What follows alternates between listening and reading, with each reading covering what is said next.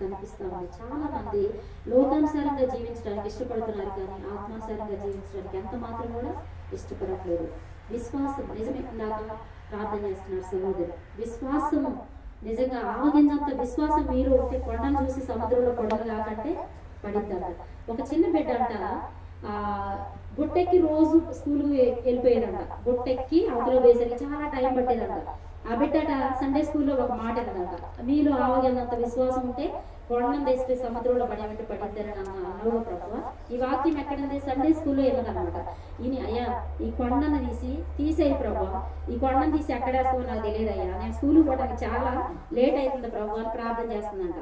ప్రార్థన చేసిన వెంటనే సమాధానం వచ్చిద్దా? కొంతమంది వెంటనే సమాధానం రాకపోతే దేవుడు నాకు ఏం చేసి ఉట్టిదే దేవుడు మాటలంతా వేస్ట్ అని అంటారు.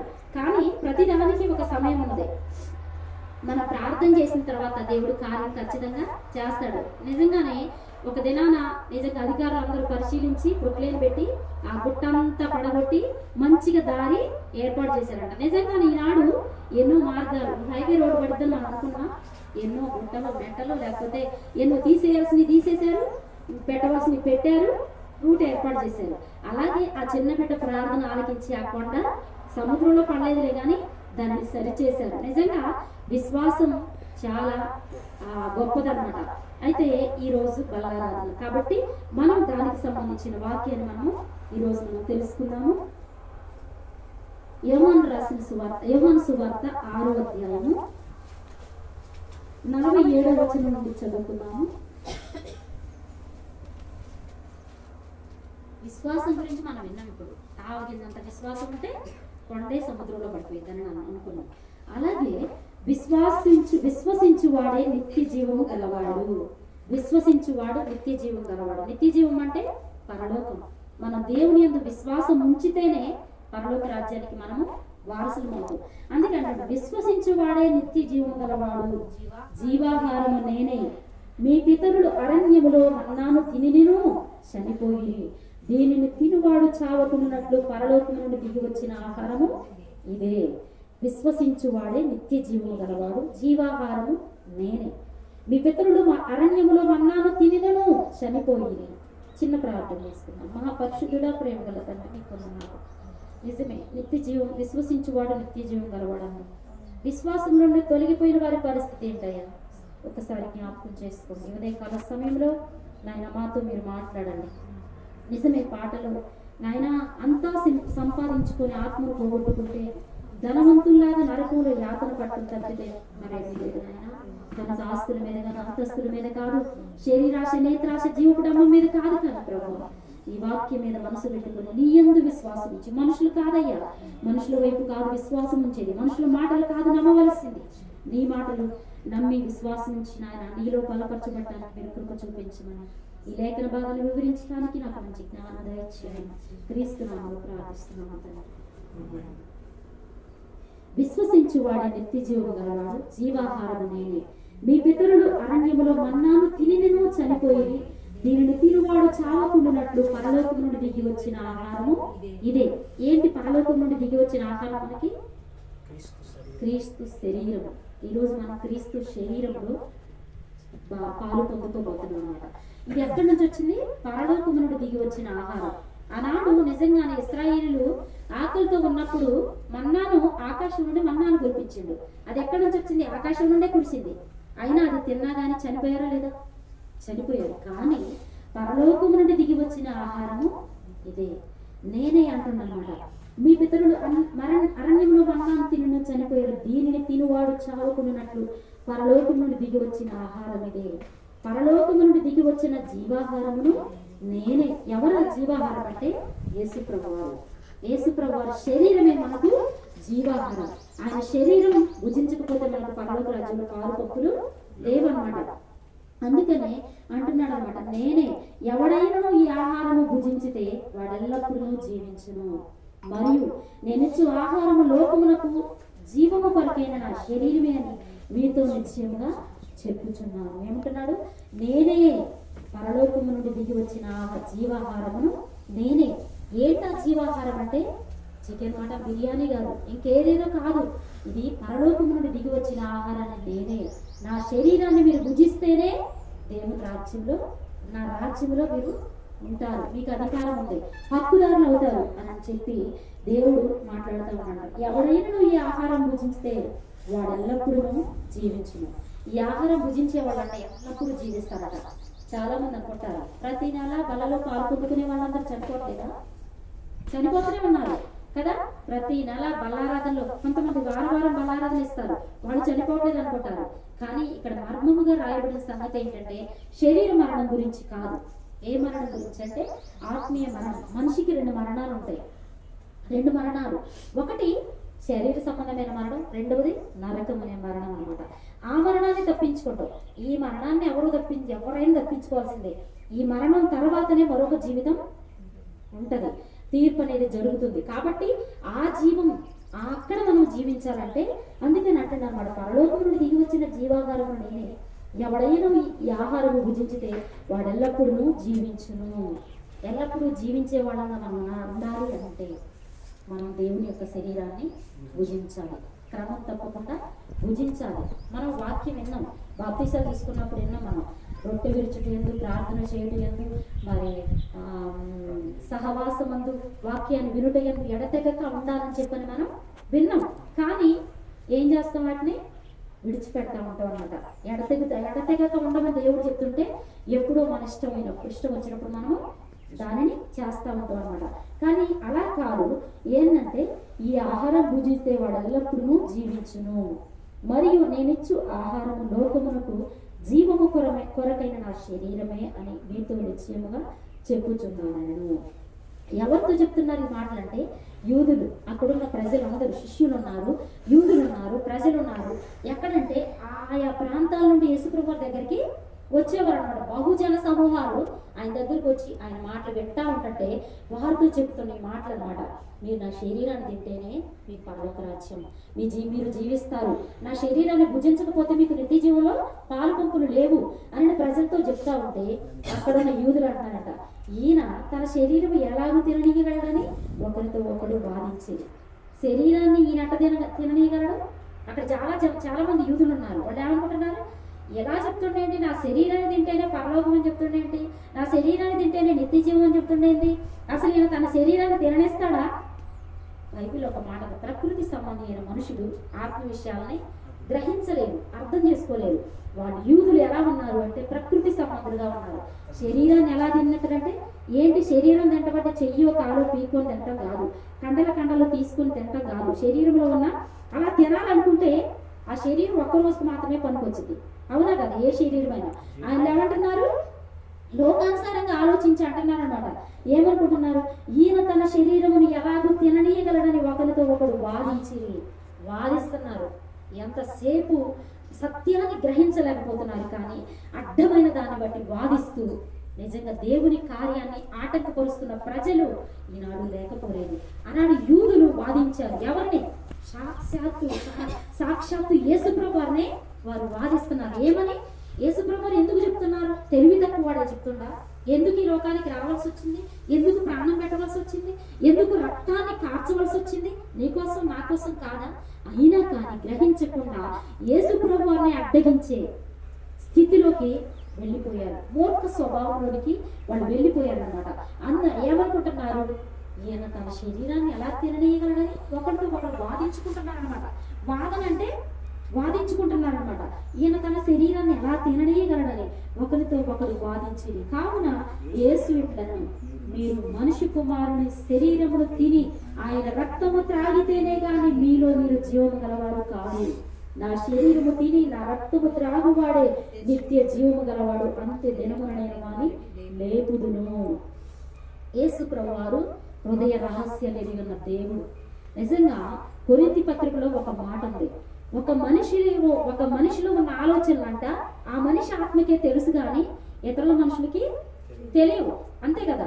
ఇప్పుడు నా మనసులో ఏమున్నదో నా ఆత్మకే తెలుసు, మీకు ఎవ్వరికి తెలియదు.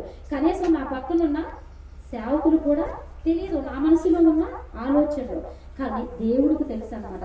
కానీ ఇంకొక విషయం అక్కడ చెప్తుండవు, కానీ దేవుని ఆత్మ ఎవరైతే కలిగి ఉంటారో దేవుని సంగతులు తెలుసుకుంటారు అన్నమాట. దేవుని సంగతులు ఈనాడు తెలుసుకోలేకపోతున్నారు అంటే దేవుని ఆత్మ వల్ల లేదు. ఏ ఆత్మ ఉంది? శరీరపరమైన ఆత్మ, లోకపరమైన ఆత్మ, ప్రకృతి సంబంధమైన మనసు కలిగి ఉంటున్నారు. కాబట్టి వాళ్ళు దేవుని యొక్క సంగతులు లోతుగా ఆలోచించలేకపోతున్నారు అన్నమాట. అయితే నా శరీరమును తిని నా రక్తము త్రాగువాడే నిత్య జీవము గలవాడు, అంత్య దినమున నేను వానిని లేపుదును. నా శరీరము నిజమైన ఆహారము, నా రక్తము నిజమైన పానమునైనది. నా శరీరము తిని నా రక్తము త్రాగువాడు నా యందును, నేను వాని యందును నిలిచియుందును. జీవము గల తండ్రి నన్ను పంపెను గనుక నేను తండ్రి మూలముగా జీవించుచున్నట్టే నన్ను తినువాడు నా మూలముగా జీవించును. ఇదే పరలోకము నుండి దిగి వచ్చిన ఆహారము.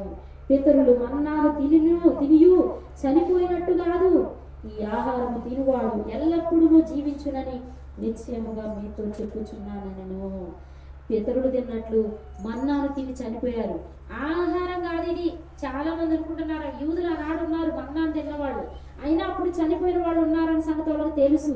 కానీ అదే ఆలోచనలో ఉన్నారు. కానీ యేసు ప్రభువు వారు నిజంగానే ఆయన శరీరాన్ని పూజిస్తే, ఆయన రక్తాన్ని పానము చేస్తే నాకు పరలోక రాజ్యం ఉన్నదేమో, ఒకవేళ నేను అలా చేయకపోతే నాకు దేవుడి రాజ్యం లేదేమో అని భయం ఎవరికి కూడా లేదు. అందుకని వారితో చెప్తున్నాడు అనమాట, నేను వారిలో ఉంటా, అతడు నాలో ఉంటారు. నా శరీరమును భుజించేవాళ్ళు నేను అతడు నాలో ఉంటారు అని చెప్పని తెలియజేస్తా ఉన్నారనమాట. అయితే నా శరీరము తిని నా రక్తము త్రాగువాడు నా యందును, నేను వారి యందును నిలిచియుందును.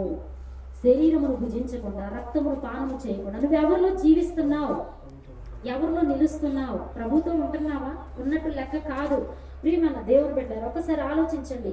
నేను వాని యందును నిలిచియుందుము. జీవము గల తండ్రి నన్ను పంపెను గనుక నేను తండ్రి మూలముగా జీవించుచున్నట్టే నన్ను తిరువాడు నా మూలముగా జీవించును. ఎందుకు? అసలు యేసు ప్రభువారిని దేవుడే పంపింది వారు నమ్మట్లేదు. ఈనాడు సేవకులు గ్రామాలకు వచ్చి సువార్త ప్రకటిస్తుంటే దేవుడే పంపించిండని నమ్మలేని స్థితిలో ఉన్నారు. కానీ ఒక దినాన్ని వాళ్ళు లెక్కప్ప చెప్పాలి. ఎందుకంటే చాలా మంది సేవకులు వస్తూ ఉంటారు, పోతూ ఉంటారు. కానీ బైబిల్ ఒకటి చెప్తుందనమాట, మీ మధ్యకు వస్తున్న సేవకుడు ఎటువంటి వాడో తెలుసుకోండి, పరీక్షించండి, గ్రహించండి. నిజమా కాదా అనేది సత్యాన్ని తెలుసుకుంటే మీకు క్షేమం. కానీ అడ్డగిస్తే మాత్రం దేవుని దగ్గర నిలబడి నువ్వైనా నిలబడాలి, నేనైనా ఖచ్చితంగా నిలబడవలసిన రోజు ఉన్నదని గుర్తు చేసుకోవాలి. ప్రభువారు వచ్చారు, కానీ ప్రభువారిని వాళ్ళు అంగీకరించకుండా ఆయన మాటల్ని వ్యతిరేకిస్తున్నారు. ఏమని? ఈయన శరీరాన్ని ఎలా తిననేయగలడు? ఈయన శరీరాన్ని తింటే చూస్తూ ఊరుకుంటాడా? ఏ శరీరం గురించి చెప్తున్నారు? ఆయన శరీరం అంటే ఆయన రొట్టెను విరిచి నిజంగా కృతజ్ఞతాస్తుతులు చెల్లించి విరిచి ఇచ్చిన ఆ శరీరం అనుకోవట్లేదు, కానీ భౌతికంగా కనబడుతున్న ఆ శరీరం అనుకుంటున్నారు అనమాట. ఆయన ప్రాణాన్ని అర్పించిన ఆయన శరీరాన్ని గురించి కాదు, కానీ ఏరే రకంగా అనుకుంటున్నారు అనమాట. అందుకని అంటున్నారు ఇదే ఏమని ఆయన కపెర్నహూములో బోధించుచు సమాజ మందిరంలో ఈ మాటలు చెప్పాను. ఎక్కడ బోధించినంటే ఈ వాక్యాన్ని? కపెర్నహూము అనే పట్టణంలోని. నీ పట్టణానికి దేవుని సేవకులు వచ్చే సువార్త ప్రకటిస్తుంటే నీ మనసు ఎడిపోతుంది, నీ ఆలోచన ఎడిపోతుంది. చెప్పండి. ఒకవేళ లోతైన అనుభవంలో నిజంగా సత్యమైన మార్గంలో నీవుండి నిజంగా దేవునికి నమ్మకంగా ఉంటూ నువ్వు దేవునికి నమ్మకస్తురాలుగా ఉంటే శబాష్, నువ్వు దేవుని రాజ్యంలో ఖచ్చితంగా ఉంటావు. అది దానికి చాలా సంతోషం. కానీ నిజంగా సత్యంలో ఉన్న వాళ్ళని బయటికి తీసుకొస్తే దానికి ఖచ్చితంగా మనము మూల్యం చెల్లించాల్సిన అవసరత ఎంతైనా ఉన్నదన్నమాట. కాబట్టి ఇక్కడ ఏమంటుండు ఆయన, కపెర్నహూములో బోధించుచు సమాజ మందిరములలో ఈ మాటలు చెప్పెను. ఆయన శిష్యులలో అనేకులు ఈ మాటలు విని ఇది కఠినమైన మాట, ఇది ఎవడు వినగలడని చెప్పుకుంది. ఆయన శిష్యులలో అనేకులు, శిష్యులు అంటే 12 మంది మాత్రమే కాదు, శిష్యులు చాలా మంది శిష్యులు అక్కడ చేర్చబడ్డారు.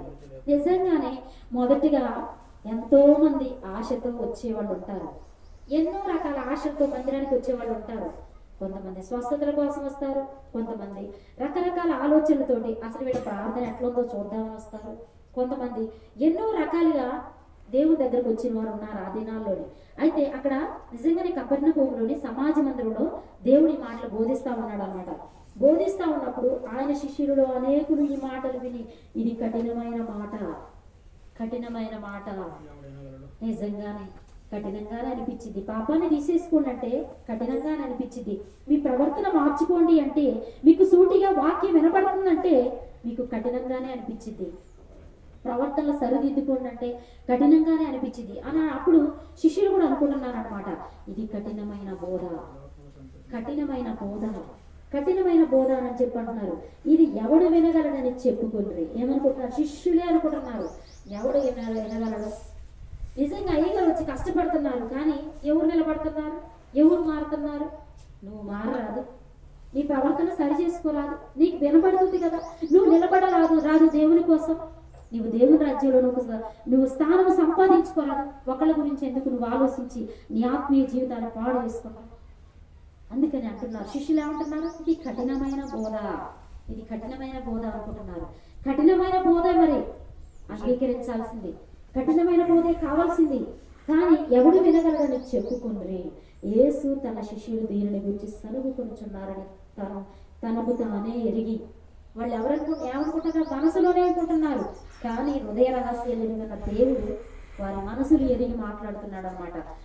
వారి సనుగుళ్ళు విని, వారి గొనుగుళ్ళు విని, ఈనాడు నీ గొనుగుడు, నీ సనుగుడు, సేవకుని గురించి, దేవుని గురించి నువ్వు సనుగు కొనుచున్న ప్రతి సనుగుడు దేవుడు వింటున్నాడు. జాగ్రత్త దేవుని బిడ్డలారా.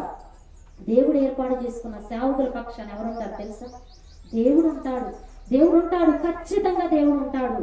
కాబట్టి నువ్వు సనుగుకునే సనుగులు ఖచ్చితంగా దేవుడు వింటున్నాడు. కాబట్టి దీనిని గురించి సనుగుకొనుచున్నారని తనకు తానే ఎరిగి వారితో ఎట్లను, దీని వలన మీరు అభ్యంతరపడుచున్నారా? అలాగైతే మనుష్య కుమారుడు మునుకున్న చోటునకు ఎక్కుట మీరు చూసిన ఎడల ఏమందురు? దీనిని గురించే, నా శరీరమును భుజించి నా రక్తమును పానము చేస్తే మీరు పరలోకంలో ఉంటారు, నాతో మీరుంటారు, నీతో నేనుంటా అంటేనే మీరు సనుక్కుంటున్నారు. ఇది కఠినమైన బోధ అంటున్నారు. మరి మీరెందుకు సనుక్కుంటున్నారు? ఏమంటున్నాడు ఇక్కడ? మీరెందుకు అభ్యంతరపడుతున్నారు? అభ్యంతరపడుతున్నారుగా. దీని విషయమై అభ్యంతరపడుతున్నారు. కానీ మనిషి కుమారుడు అంటే ఎవరు? మనిషి కుమారుడు నేను నా తండ్రి యొద్దకు మరలా ఎక్కిపోబోతున్నాను. దీనిని బట్టి మీరేమంటారు? అసలు అక్కడి నుంచి వచ్చిందంటేనే నమ్మట్లేదు. ఈనాడు దేవుడు పంపించాడయ్యా మమ్మల్ని అంటేనే నమ్మలేని స్థితిలో ప్రజలు అంధకారంలో ఉంటున్నారు. వారి ఆత్మీయ నేత్రాలు ఒక విధంగా మూసుకుపోయి ఉన్నాయేమో. కొన్నిసార్లు చాలా బాధ అనిపిస్తూ ఉంటది, ఏడుపు వస్తూ ఉంటది అనమాట. కానీ ఇక్కడ అంటున్నారు యేసుప్రభు వారు, ఈ విషయాలకే మీరు అభ్యంతరపడుచున్నారా? అలాగైతే మనుష్య కుమారుడు మునుకున్న చోటునకు ఎక్కుట మీరు చూచిన ఎడల ఏమందరు? మునుకున్న చోటికి ఆయన పరలోకానికి వెళ్ళబోతున్నాడు. అప్పుడు ఏం చేస్తారు మీరు? అప్పుడేమంటారు? మునుకున్న చోటునకు ఎక్కుట మీరు చూచిన ఎడల ఏమందరు?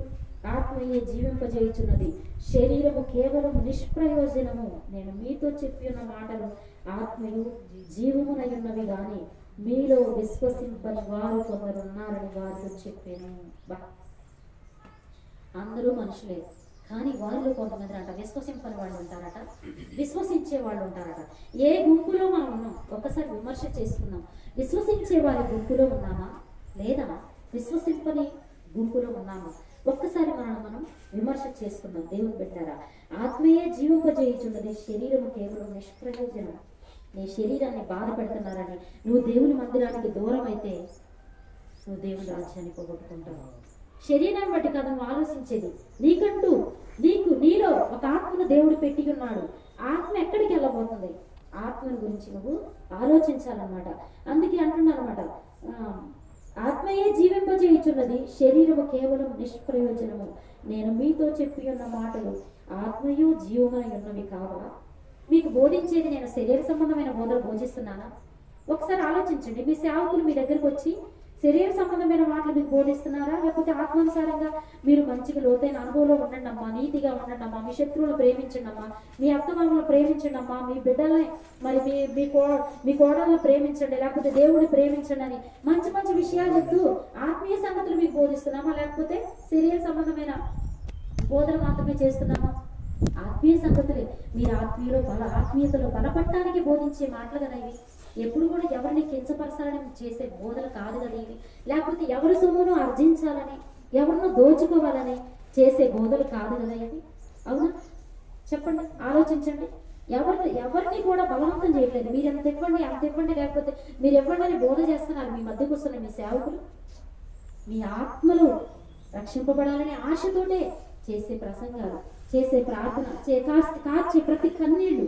కాబట్టి దయచేసి అర్థం చేసుకోండి. అక్కడ యేసుప్రభువు మాట్లాడుతున్నారు, మీ ఆత్మయే జీవింపజేయుచున్నది, శరీరము కేవలం నిష్ప్రయోజనము. నేను మీతో చెప్పి ఉన్న మాటలు ఆత్మయు జీవమై ఉన్నది కావా. మీలో విశ్వసింపని వారు కొందరు ఉన్నారని వారితో చెప్పాను. మీలో కొందరు విశ్వసింపని వాళ్ళు కొందరు ఉన్నారని వారితో చెప్పాను. విశ్వసింపని వారెవరో, తను అప్పగింపబోవు వాడెవరో మొదటి నుండి యేసునకు తెలియను. దేవునికి తెలుసు ఎవరు విశ్వసింపని వారు, ఎవరు విశ్వసించేవాళ్ళు, ఎవరు అప్పగించబోయే వాళ్ళు కూడా దేవునికి తెలుసు. అయినా కానీ వాళ్ళని ప్రేమించిండు, అయినా వాళ్ళ కోసం ప్రాణం పెట్టిండు. వారు ఎన్నో ఇబ్బందులు పెట్టినా కానీ వారి కోసం దేవుడు ప్రాణం పెట్టిండు. వారి కోసం దేవుడు నిజంగా రక్తాన్ని కార్చిండనమాట. ఆయనకి తెలుసు విశ్వసించే వాళ్ళు ఎవరు, లేకపోతే అడ్డగించే వాళ్ళు ఎవరు, ఆటంకపరిచే వాళ్ళు ఎవరు, లేకపోతే దేవుని పనిని, దేవుని మందిరాన్ని పాడు చేయాలని చూసే వాళ్ళు ఎవరు ఆయనకు తెలుసు. ఆయనకు తెలియకుండా ఏదీ లేదు. నీ మనసు ఎలా పరుగెత్తుతుంది, నీ మనసు ఎక్కడికి పరుగులెత్తుతుంది, ఖచ్చితంగా దేవుడికి తెలుసు. దేవుడికి తెలుసు అన్నమాట. అందుకే అంటాడు, విశ్వసింపని వారెవరో, తను అప్పగింపబోవాడెవరు మొదటి నుండి యేసునకు తెలియను.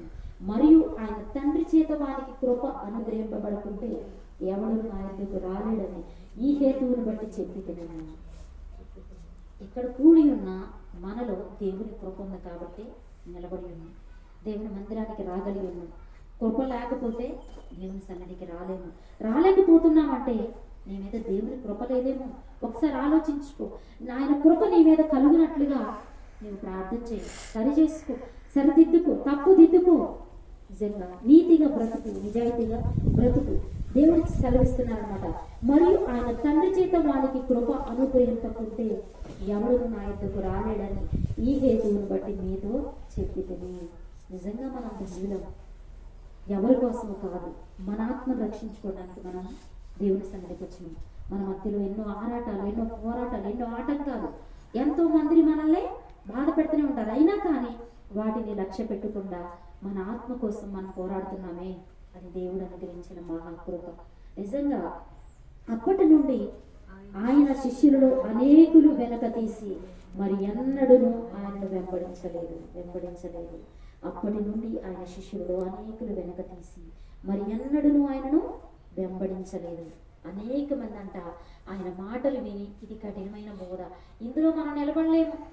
ఎందుకంటే విశాలమైన మార్గం చాలా ఈజీగా ఉండిద్ది, విశాలమైన మార్గం పోవటానికి వీలుగా ఉండిద్ది అనమాట. కానీ ఇరుకు మార్గంలోనే కొన్ని కష్టాలు ఎదుర్కోవాలి, కొన్ని నిందలు ఎదుర్కోవాలి, కొంత నష్టపోవాలి, అవసరమైతే ప్రాణాన్ని కూడా అర్పించే పరిస్థితులు రావచ్చు. సేవకులమైన మాకైనా ఎవరికైనా కానీ అయినా కానీ అది ఎక్కడికి తీసుకెళ్ళిద్ది, నిత్య జీవానికి తీసుకెళ్ళిద్ది అనమాట. అందుకనే వాళ్ళు ఏం చేశారు, అప్పటి నుండి ఆయన శిష్యులు అనేకులు వెనుక తీసి మరి ఎన్నడూ ఆయన వెంబడిపడారు. యేసుప్రభు వారికి నష్టమా? వెనుక తీస్తే ప్రభు వారికి నష్టమా? ప్రభు వచ్చారు, నీకు సత్యాన్ని బోధించారు, నీకోసం ప్రాణం వేయటానికి ఆయన సిద్ధపడి ఉన్నారు. ఆయనను అంగీకరిస్తే నీకు మేలు. వెనుక తీస్తే ఎవరికి నష్టం? ఎవరికి బాధ? ఎవరు వెనక తీస్తే వారికే నష్టం, అంతే కదా. నాకు కష్టాలను కానీ నేను సేవ చేయకుండా వెనకబడితే నాకే నష్టం, నేనే ఆ ప్రతిఫలాన్ని చూడాల్సి ఉంటుంది అనమాట. అందుకని అంటున్నమాట, అప్పటి నుండి ఆయన శిష్యులలో అనేకులు వెనుక తీసి మరి ఎన్నడూ ఆయనను వెంబడింపలేదు. ఈ మాటలు చదువుతున్నప్పుడు నాకు నిజంగా ఏడుపు వచ్చింది, చాలా బాధ అనిపించింది. చూడండి, నిత్య జీవాన్నైనా పోగొట్టుకుంటున్నారు, నిత్య జీవాన్ని, మంచి ప్రాణం ఇచ్చిన ప్రభువునైనా పోగొట్టుకుంటున్నారు లోకం కోసం. ఎందుకంటే వారి మనసంతా ఎక్కడుంది? శరీరాశ మీద, నేత్రాశ మీద, జీవకుడమం మీద, మరి లోకం మీద, ఆస్తుల మీద, అంతస్తుల మీద ఉన్నది. కానీ నిత్య జీవం మీద మనసు లేకపోవడం నిజంగా చాలా బాధాకరం అన్నమాట. అయితే కాబట్టి యేసు మీరు కూడా వెళ్ళిపోవాలని ఉన్నారా? చూడండి ఎంత బాధతోటి, ఎందుకు ఈ లోకానికి రావాల్సి ఉన్నది, ఎందుకు అన్ని దెబ్బలు తినవలసి ఉన్నది, ఎందుకు తన ప్రాణాన్ని మన కోసం దారవేయవలసి ఉన్నది, ఎందుకు ప్రాణం పెట్టవలసి ఉన్నది ఆయన మన కోసం? మనల్ని రక్షించాలి కదా, మన నుండి ఇంకేదో ఆశించి కాదు కదా ప్రభు అని అంటున్నారు. ఏమంటున్నారంటే అక్కడున్న వారితో చాలా మంది ఆయన విడిచి వెళ్ళిపోయారంట. కాబట్టి యేసు మీరు కూడా వెళ్ళిపోవాలని ఉన్నారా అని 12 మందిని అడగగా సీమోను పేతురు, ప్రభువా ఎవరి యొద్దకు వెళ్ళుదు, నీవే నిత్య జీవపు మాటలు గలవాడవు, నీవే దేవుని పరిశుద్ధులు అని మేము విశ్వసించి ఎరుగున్నామని ఆయనతో చెప్పాను. నిజంగా దేవుళ్ళు నిలబడే వాళ్ళు చాలా ధన్యులు, చాలా ధన్యులు. ప్రభు అని అంటున్నారు, మీరు కూడా ఎక్కడ వాళ్ళందరూ చాలా మంది వెళ్ళిపోయారు, మిగిలిన 12 మంది శిష్యులు ఉన్నారు కదా, ఆ 12 మంది శిష్యులతో చెప్తున్నారు, మీరు కూడా వెళ్ళిపోవాలని అనుకుంటున్నారా అని చెప్పండి. ఆ శిష్యులు అంటున్నారు, సీమోను పేతురు అంటున్నాడు ఏమనంటే, ప్రభువా ఎవరి యొద్దకు వెళ్ళుదమయ్యా, మేము ఎక్కడికి వెళ్ళాము, మేము ఎవరి దగ్గరికి వెళ్ళాము, ఎవరు మాకు నిత్య జీవాన్ని ఇస్తారు, ఎవరు మా కోసం ప్రాణం పెడతారు? ఎంతసేపు సాతాను ఈ రాజ్యంలోకి వెళ్లకుండా ఆటంకపరచడమే వాడి పని. ఎవరో ఒక మనుషుల్ని ఏర్పాటు చేసుకొని దేవుని నుండి దూరం చేయడమే వాడి పని.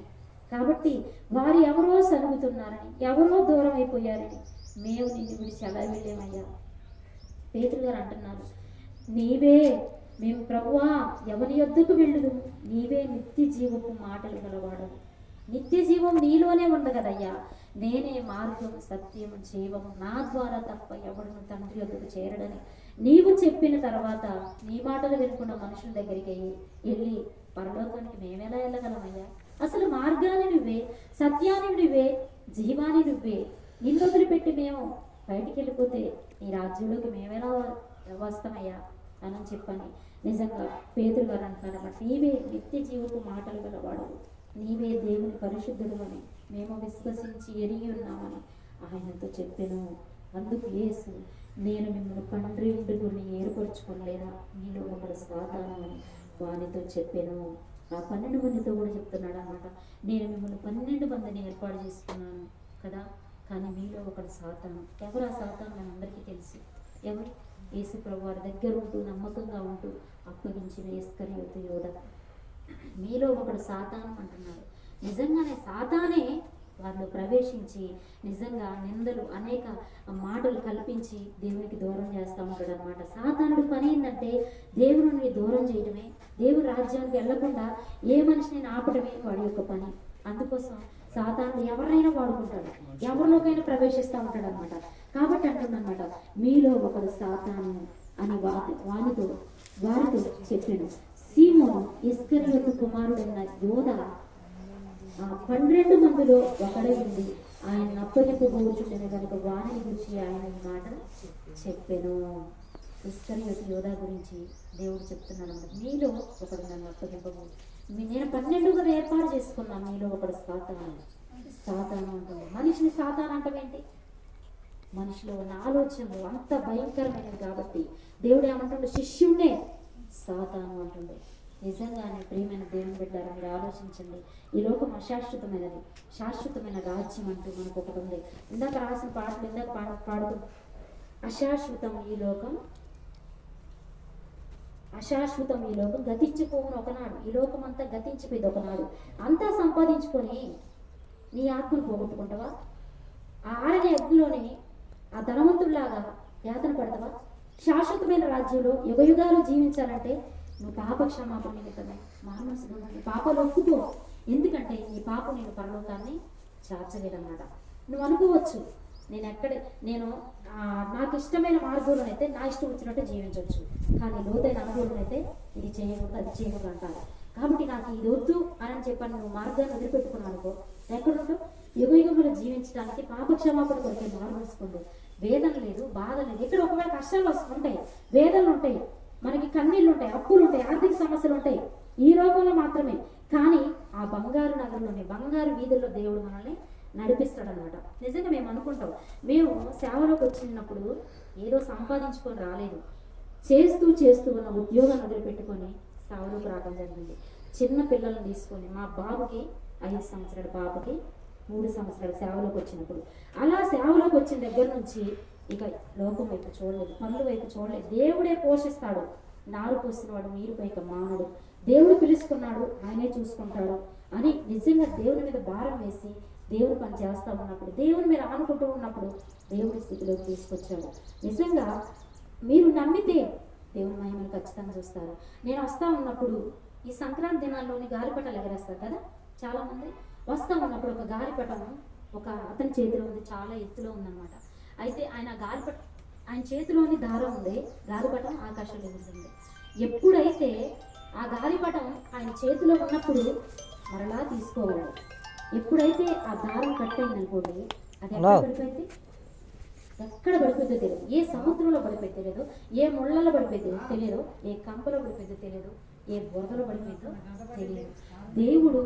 దేవునితో కనెక్షన్ అనేది, ఆ గాలిపటానికి దారం మన చేతిలో ఉన్నట్లు దేవునితో కనెక్షన్ మనకు ఉండాలి.